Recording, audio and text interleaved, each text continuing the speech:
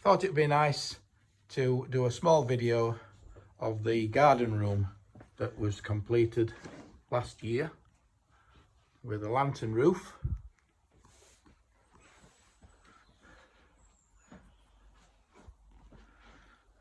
TV on the wall. Nice set of furniture.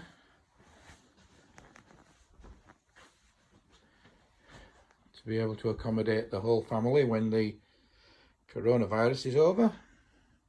Two nice windows looking out onto the garden.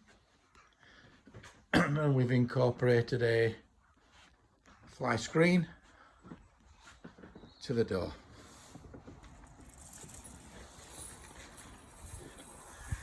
And from outside, we've extended the house along the front of the conservatory garden room,